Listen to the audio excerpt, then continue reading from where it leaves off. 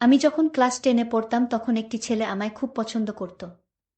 আমি তাকে বিশ্বাস করে তাকে ভালোবেসেছিলাম। তাকেও আমি অনেক পছন্দ করতাম। কিন্তু ছেলেটির মতলব ভালো ছিল না। এই বিষয়টা আমি জানতাম না। একদিন সে আমাকে মিথ্যা কথা বলে ঢাকায় পড়াতে নিয়ে যায়। আমিও তার সাথে চলে গেলাম ঢাকায়। আমরা ঢাকায় একটি বাসায় আলাদা রুমে থাকতাম। একদিন রাতে ছেলেটি আমার রুমে এসে আমার সাথে জোর করে যা করেছিল তা মেনে নেওয়া সম্ভব ছিল না। বাকিটা গল্পতেই শুনে নিন। বিনা আমার বান্ধবী। আমি যখন ক্লাস 10-এ পড়তাম তখন ওর সাথে আমার পরিচয় হয়েছিল। একসাথে কোচিং করতাম, কোচিং শেষে বেশ আমরা একসাথে বাসায় ফিরতাম। এভাবেই কখন যেন তার মায়ে পড়ে গিয়েছিলাম। আমি একদিন তাকে বলেছিলাম, বিনা, আমি তোমাকে একটা কথা বলতে চাই। বিনা বলল, কি কথা শুনি? আমি বললাম, বিনা, আসলে আমি তোমাকে ভালোবাসি। বিনা আমার কথা শুনে কিছুটা অবাক হয়ে বলল, আমিও তোমাকে আগে থেকেই পছন্দ করতাম। বিনার কথা শুনে মনে হলো পৃথিবীটা আমার হয়ে গেল। আমার খুব আনন্দ হচ্ছিল। এভাবে প্রেম করতে শুরু করলাম আমরা। তারপর আমরা কলেজে পড়তাম, তখন কি আর হতো। একটা সময় এইচএসসি আসল দুইজনেই দিলাম, দুইজনেই ভালো রেজাল্ট করলাম। ভর্তিও হলাম একই বিশ্ববিদ্যালয়ে। আমাদের শহরের বাইরে একটা বড় বিশ্ববিদ্যালয়। সেখানেই আমাদের জীবনের গল্পটা শুরু হয়েছিল। আমরা লেখাপড়া করার জন্য একটা বাসায় উঠলাম। বাসায় দুজনেই বলেছিলাম আমরা হলে উঠেছি।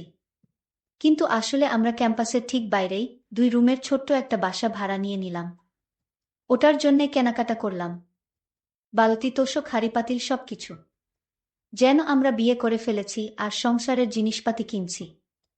আমরা ঠিক করেছি আমরা নিজেরাই রান্না করে খাব। কোনো বোয়ার দরকার নেই। ওই জন্যে ঠিক করেছিলাম 2 রুমে 2জন থাকব। বোয়া রাখার ঝামেলায় যাব না, নিজেরাই রান্না বাড়া করে খেয়ে নিব। যাই হোক, অবশেষে উঠলাম আমরা একসাথে। বিশ্ববিদ্যালয়ে ক্লাস তখনও শুরু হয়নি। আমাদের হাতে অফুরন্ত সময়। সকালে যেহেতু জলদি ওঠার কোনো দুশ্চিন্তা নেই, আমরা দুজনে বারান্দায় বসে গল্প করতে থাকলাম। হঠাৎ দেখি বিনার মনটা খারাপ হয়ে আছে। তার মুখটা কেমন জানি অন্ধকার হয়ে আছে। আমি জিজ্ঞেস করলাম, কি হয়েছে বিনা? কিছু না। তো এরকম চুপ মেরে গেছো কেন? এমনি। এদিকে তাকাও দেখি। অনেকটা জোর করেই মুখটা আমার দিকে ঘুরালাম। দেখি বেচারির চোখ দিয়ে পানি ঝরছে। কোমল গলায় আবার জিজ্ঞেস করলাম, মন খারাপ?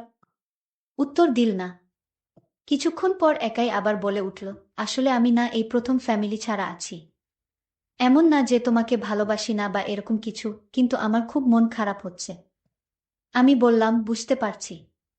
যাও তুমি তোমার রুমে গিয়ে শুয়ে পড়ো। বিনা আস্তে করে নিজের রুমে গিয়ে দরজা আটকে দিল। আমারও কেন যেন খুব মন খারাপ হয়ে গেল।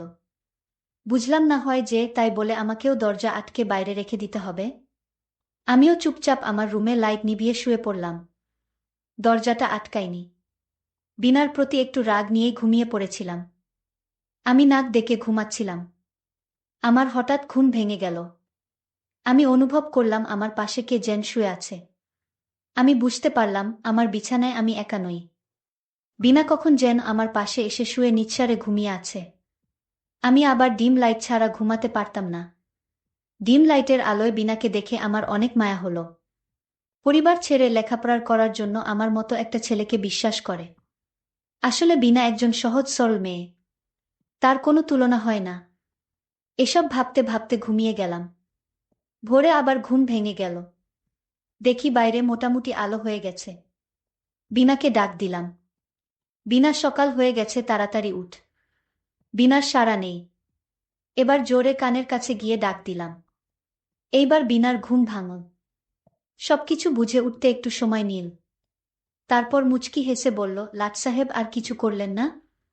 সকাল সকাল শুধু ঘুম ভাঙানোর জন্য ডাক দিলেন?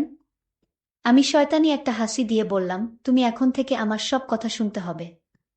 আর যদি না শুনো তাহলে আমার কাছে তোমার এমন একটা জিনিস আছে, যে জিনিসটা তোমাকে দেখালে তুমি আমার সব কথায় রাজি হয়ে যাবে। নইলে তো তোমার কপালে দুঃখ আছে। বিনা বলল, আমি আবার তোমার কোনো কথাটা অমান্য করেছি? তুমি যা বলছো আমি তাই রাখছি। তাহলে তুমি আমারে কিসের ভয় দেখাও? আমি বললাম, দেখো, এটা ভয়ের কিছু না। তুমি আমার কথা রাখতে হবে। আর শোনো, যদি তুমি আমার কথা রাখো তাহলে তোমার সাথে আমার সম্পর্কটা ঠিক থাকবে। নইলে আমি আর এসবের মাঝে নাই। আচ্ছা সিয়াম, তোমার হঠাৎ কি হয়েছে বলো তো? আমার সাথে এরকম করছো কেন? আমি তার পরিচয়টা দিতেই ভুলে গিয়েছিলাম। আমি যে ছেলেটাকে মনপ্রাণ দিয়ে ভালোবাসি এবং তাকে আমি অনেক বিশ্বাস করি, সেই ছেলেটার নাম সিয়াম। তার মা আছে কিন্তু বাবা নেই। সিয়াম দেখতে অনেক স্মার্ট, অনেক সুন্দর। যাই হোক, আমি সিয়ামকে বললাম, তোমার মাঝে হঠাৎ এই পরিবর্তন কেন? আগে তো তুমি এরকম ছিলে না। বলো তোমার কি হয়েছে? সিয়াম বলল, আমি তোমার কাছে যা চাই তা দিবে তো? যদি দাও তাহলে আমাকে পাবে, নইলে আমাকে আর পাবে না। আরে পাগল ছেলে, বলেই দেখো না, আমার কাছে যদি সেই জিনিসটা আমার কাছে থাকে তাহলে আমি তোমাকে দিব। সিয়াম বলল, আরে তোমার কাছে আছে কিন্তু তুমি দিবে তো? আচ্ছা বাবা, ঠিক আছে আমি দিব, এবার বলো কি চাও তুমি? সিয়াম তখন বলল, আমি একটা রাত কাটাতে চাই। মানে? কি বলছো তুমি? আমি কিছুই বুঝতে পারছি না। সিয়ামের এমন আবদার শুনে আমার মনটা ভীষণ খারাপ হয়ে গেল।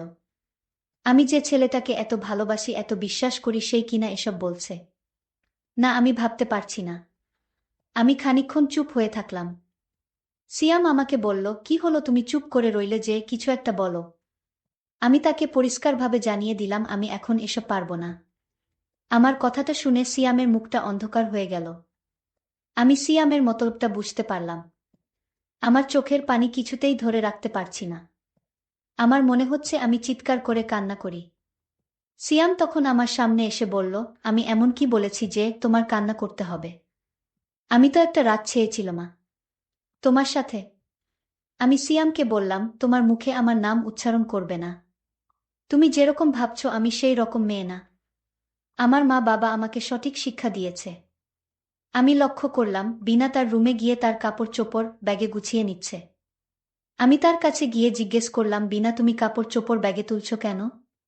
বিনা বলল, আমি চলে যাব। আমি বললাম, তুমি কোথায় যাবে? বিনা বলল, আমার দুচোখে যেদিকে যায় সেই দিকে চলে যাব। আমি এখানে আর থাকব না। সিয়াম তখন দরজাটা আটকিয়ে দিল আর বলল, তুমি কোথাও যেতে পারবা না। তোমার এখানেই থাকতে হবে। বিনা তখন বলল, তুমি কি জোর করে আমাকে এ বাসায় রেখে দিবে? আমার একটা কথার কারণে তুমি এ বাসা থেকে চলে যাবে, আমাদের ভালোবাসা শেষ হয়ে যাবে, এ আমি কিছুতে হতে দিব না। বিনা তখন আমায় ধাক্কা মেরে দরজা খুলে দৌড়ে পালিয়ে গেল। আমি আর তাকে কিছুতে রাখতে পারলাম না। বিনার জন্য আমার খুব কষ্ট হচ্ছে। আমি বিনার পিছু নিলাম, দেখি সে কোথায় যায়। আমি বিনাকে পিছন থেকে ডাক দিচ্ছিলাম, বিনা আমার কথা কানে নেয়নি। সে তার নিজের ইচ্ছামতো চলে যাচ্ছে। বিনা একটা সিএনজিতে উঠে পড়ল, আমি আর তাকে দেখতে পেলাম না, সে কোথায় চলে গেল। কিন্তু আমি মনে মনে সিদ্ধান্ত নিলাম, আমি তোমাকে ছাড়ব না। আমি যে করে হোক তোমাকে খুঁজে বের করে আমার ইচ্ছাটা পূরণ করব। আমি সারারাত কিছুতেই ঘুমাতে পারলাম না। বিনা আমার ছোট একটা কথার কারণে আমাকে এভাবে রেখে চলে গেল। সে যদি আমাকে সত্যি ভালোবাসতো তাহলে এভাবে আমায় রেখে চলে যেতে পারত না। আমার মনে হয় ও আমাকে সত্যি ভালোবাসে না। যাই হোক, এভাবে কিছুদিন কেটে গেল। আমি বিনাকে বিভিন্ন জায়গায় খুঁজতে লাগলাম, কিন্তু কোথাও তাকে পাওয়া যাচ্ছিল না। এখন আমার মাথায় একটাই চিন্তা থাকে, কিভাবে খুঁজে বের করা যায়। হঠাৎ আমার বাসায় আমার ছোটবেলার বন্ধু আসছে। দোস্ত, তুই কেমন আছিস? ভালো না দোস্ত, মনটা ভীষণ খারাপ। আমি যে এখানে থাকি ঠিকানা দিল কে তোরে? আরে তোর মা দিয়েছে, আর তাই আমি সরাসরি চলে আসলাম। ভাবলাম দুই বন্ধু একসাথে লেখাপড়া করি। আমি লক্ষ্য করলাম সিয়াম কান্না করছে, তার চোখ দিয়ে পানি ঝরছে। আমি বললাম, সিয়াম বন্ধু, আমার কি হয়েছে তোর? তুই আমার কাছে বল, আমি সমাধান করে দিব। সিয়াম তখন বিনার কথা বলল, আমি বুঝতে পারলাম। আমি সিয়ামকে একটা বুদ্ধি দিলাম, শোন, এই মেয়েকে এভাবে খুঁজে পাওয়া যাবে না। আমি বললাম, তাহলে কি করলে তাকে খুঁজে পাওয়া যাবে? আমার বন্ধু ইমন বলল, চল তার গ্রামের বাড়িতে খোঁজ নিয়ে দেখি। অবশ্যই তার মা বাবা জানবে বিনা কোথায় থাকে। আমরা পরের দিন তার গ্রামের বাড়ির উদ্দেশ্য করে রওনা দিলাম। তাদের গ্রামের বাড়ি মুন্সিগঞ্জ, আমরা মুন্সিগঞ্জ গেলাম। সেখানে তার মা বাবাকে খুঁজে বের করলাম। তার মা বাবাকে জিজ্ঞেস করল, মা বিনা কোথায় থাকে? তার বাবা উত্তর দিল, কেন, বিনার কাছে তোমাদের কি দরকার? আমরা স্কুলে একসাথে পড়তাম, তাই বিনার কাছে একটু বিশেষ দরকার ছিল। তাই আর কি? তার বাবা বলল, কি দরকার আমার কাছে বলো, তারপর ঠিকানা দেই। আমার বন্ধু ইমন বলল, দেখুন কাকা, বিনা যে বাসাতে থাকতো সেই বাসার কিছু দামি জিনিস চুরি করে নিয়ে এসেছে। এটা আমাদের কানে আসে। আমি বলেছিলাম বিনা এরকম করবে কেন? আমাদের বিশ্বাস হচ্ছিল না। বাসার মালিক বলল, যদি তাকে খুঁজে না পাওয়া যায় তাহলে মামলা করা হবে। আর আমরা এসেছি বিনাকে বাঁচাতে, কারণ বিনা যে চুরি করে নাই তার প্রমাণ আমাদের কাছে আছে। তার বাবাকে আমরা এভাবে মিথ্যা কথা বলে মেয়ের ঠিকানা নিলাম। বিনার বাবা বলল, আমার মেয়েকে বাঁচাতে হলে তো ঠিকানা দেওয়া ছাড়া আমার আর কোনো উপায় নেই। তাই বিনার বাবা ঠিকানা দিল। সে বলল, আমার মেয়ে এখন ঢাকায় থাকে না, সে সিলেট থেকে লেখাপড়া করে। আমরা ঠিকানা পেয়ে গেলাম। ইমনকে আমি বললাম, আমার সাথে চল বন্ধু, সিলেট যাই। ইমন বলল, আরে বন্ধু, তোর জন্য তো আমার এই জীবনটা পর্যন্ত দিতে পারি। আর সিলেট যেতে পারবো না? যতদিন পর্যন্ত বিনাকে খুঁজে না পাস ততদিন পর্যন্ত আমি তোকে হেল্প করব, তুই কোনো চিন্তা করিস না। সিয়াম আমার কথা শুনে অনেক খুশি হল। আসলে পৃথিবীতে এমন বন্ধু পাওয়া বড় কঠিন। আমরা পরের দিন সিলেটের উদ্দেশ্য করে রওনা দিলাম। আমরা সিলেট বিয়েনি বাজার গিয়ে একটা হোটেলে উঠলাম। রাতে খাবার খেয়ে যখন ঘুমাতে যাব ঠিক তখন পাশের কেবিনে মেয়েদের গলার আওয়াজ আসছে। আমার মনে হলে পাশের কেবিনে বিনার গলার কণ্ঠ শুনলাম। আমি ইমনকে বললাম, ইমন, আমাদের পাশের কেবিনে মেয়েদের গলার আওয়াজ শোনা যাচ্ছে, আর আমার কাছে মনে হচ্ছে এখানেই বিনা আছে। ইমন বন্ধু আমার, তুই একটু গিয়ে দেখে আসবি। ইমন তখন বিছানা থেকে উঠে বারান্দায় গেল এবং পাশের কেবিনে নক করল। কিন্তু রুমের ভিতর থেকে কেউ দরজা খুলছে না। 3বার নক করলাম কিন্তু কারো সাড়া শব্দ পেলাম না। ইমন নক করার সাথে সাথেই রুমের ভিতর যে আওয়াজটা ছিল তা বন্ধ হয়ে গেল। সিয়াম তখন আমায় বলল, শোনো বন্ধু, রাতে মনে হয় এভাবে ডিস্টার্ব করা ঠিক হবে না। সকালে দেখা যাবে, সকাল সকাল উঠতে হবে। এখন ঘুমিয়ে পড়। ভোর 5টা বাজে আমি উঠে পড়লাম এবং বারান্দায় দাঁড়িয়ে থাকলাম। আমি চেয়ে আছি দরজার দিকে, কখন দরজা খুলবে তার অপেক্ষায়।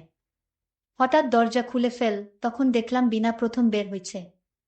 বিনা আমায় দেখে অবাক হয়ে গেল। আরে তুমি এখানে কেন এলে? আমি তোমার জন্য ঢাকা শহর ছেড়ে চলে আসলাম, আর তুমি কিনা এখানেও চলে আসলে? হ্যাঁ, আমি এখানে চলে আসলাম শুধু তোমার জন্য। আজ তুমি কিছুতেই ছুটতে পারবো না। আমি বিনাকে বললাম, বেশি না, তোমাকে একটা ভিডিও দেখাবো আমার মোবাইলে, সেই ভিডিওটা দেখানোর পর আমি চলে যাব। তোমাকে আর খুঁজব না। আমার তো গলা শুকিয়ে গেল। আমি বললাম, কি এমন ভিডিও দেখি তো? তার মোবাইলে ভিডিওটা যখন চালু করলো, ভিডিওটা দেখার সাথে সাথেই আমার মনে হলো যেন আকাশটা আমার মাথায় এসে পড়ল। এইটা হলো সেই ভিডিও যেদিন আমরা একটা বাসা ভাড়া রেখে দুইজন দুই রুমে থাকতাম। কিন্তু একদিন তুমি আমার রুমে রাতে চলে আসছিলে। আর তুমি আমার রুমে যখন এসে ঘুমিয়ে পড়ছিলে, আর তখন আমি জেগে উঠলাম। তারপর যা হয়েছিল তা তো তুমি ভিডিওতে দেখতেই পাচ্ছ। বিনা তখন বলল, তুমি আমার সাথে এমনটা করতে পারলে? ঠিক আছে, তুমি কত টাকা চাও আমি দিব। তুমি এই ভিডিও মুছে ফেলো। সিয়াম তখন বলল, আমি টাকার পাগল না, আমি মায়ের পাগল। আমি সেই স্কুল জীবন থেকে তোমার মায়ে পড়ে রইলাম, আর তুমি আমায় মনে করছো আমি টাকার পাগল। সিয়াম তখন খুব রাগান্বিত হয়ে বলল, আমি তোমাকে সত্যি ভালোবাসতাম, কিন্তু আজ বুঝলাম তুমি আমায় ভালোবাসো না। এটা তোমার নাটক ছিল, কিন্তু আমাকে কষ্ট দিয়ে তুমি সুখে থাকবে তা আমি হতে দিব না। আমি আজই তোমার এই ভিডিও সোশ্যাল মিডিয়ায় ছেড়ে দিব। এই কথাটা বলার সাথে সাথেই বিনা আমাকে বলল, ঠিক আছে, তুমি কি চাও আমি তোমার সব কথা রাখব। ঠিক আছে, মাত্র তুমি লাইনে আসছো। বিনা বলল, কি আবদার তোমার বলো। আমি বললাম, আগেই তো বলেছি, ভুলে গেলে নাকি? ঠিক আছে, আমার মনে পড়ছে, আমি রাজি। আমি তখন আনন্দে বললাম, কি করে ভাবলে আমি এসব করব? তুমি আমায় যতটা খারাপ ভাবছো আমি ততটা খারাপ না। তুমি যদি রাজি থাকো তাহলে আমি তোমাকে আমার ঘরে সারা জীবনের জন্য নিয়ে যাব। আমি তোমাকে আগামীকালই বিয়ে করতে চাই। এই কথা শুনে বিনা বলল, ঠিক আছে, তুমি যা ভালো মনে করো তাই করো। তাহলে চলো আজ আমরা গ্রামে ফিরে যাই। বন্ধুরা, গল্পটি কেমন লাগলো তা অবশ্যই কমেন্ট করে জানাবে। আর এরকম নতুন নতুন গল্প পেতে আমার চ্যানেলটি সাবস্ক্রাইব করে পাশে থাকবেন। ধন্যবাদ।